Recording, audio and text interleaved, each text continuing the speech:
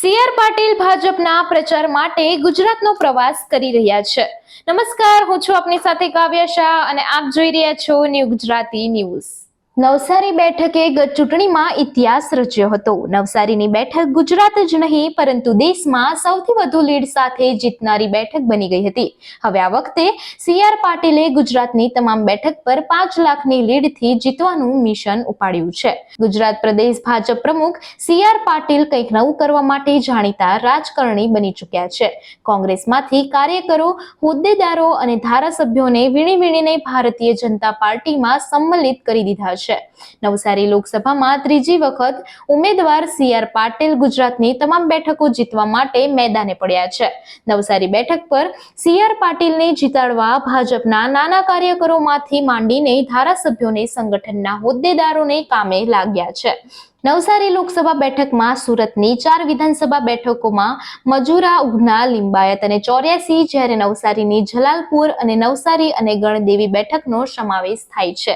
સી.આર. પાટીલ ગુજરાત જીતવા માટે ગુજરાત ભ્રમણ કરી રહ્યા છે, ત્યારે પોતાના મત વિસ્તારમાં ઓછો સમય આપી શકે તેવી શક્યતાઓ છે, જેના પગલે કાર્યકર્તાઓ, ધારાસભ્યો અને સંગઠનના હોદ્દેદારોની મેદાનમાં ઉતારી દીધા છે. એમાં પણ સૂત્ર આપ્યું છે, મેં ભી સી.આર. પાટીલ.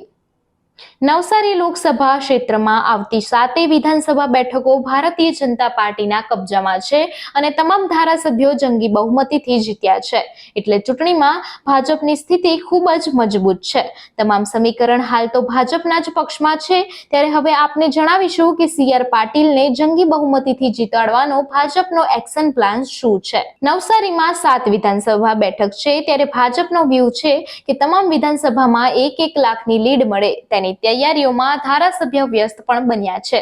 ગત લોકસભા ચૂંટણીમાં સી.આર. પાટીલે 6,89,688 વોટથી જીત મેળવી હતી. હાલ ચૂંટણીમાં 21 લાખથી વધુ મતદારો નવસારી લોકસભામાં છે.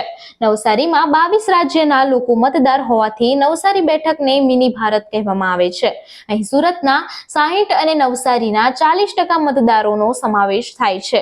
કોળી મતદારોની સંખ્યા અહીં વધુ છે, જે બાદ મહારાષ્ટ્રીયન મતદારો છે. આ બેઠક જ્યારથી અસ્તિત્વમાં આવી ત્યારથી જ ભાજપનો દબદબો રહ્યો છે. 2019માં ભાજપે નવસારીની બેઠક પર ઇતિહાસ રચ્યો હતો. 6.89 લાખ મતોની લીડ સાથે ગુજરાત જ નહીં સમગ્ર દેશમાં સી.આર. પાટીલે ડંકો વગાડ્યો હતો. ત્યારે આ વખતે પણ ભાજપ પોતાની લીડને ટકાવી રાખવા માટે તૈયાર છે. ભલે પોતે સી.આર. પાટીલ નવસારીમાં પ્રચાર ના કરી રહ્યા હોય, પરંતુ ભાજપના નેતાઓ હાલ નવસારીના મિશનમાં લાગ્યા છે. આવી જ અન્ય લેટેસ્ટ અને અપડેટેડ ન્યૂઝ જોવા માટે જોતા રહો ન્યૂ ગુજરાતી ન્યૂઝ.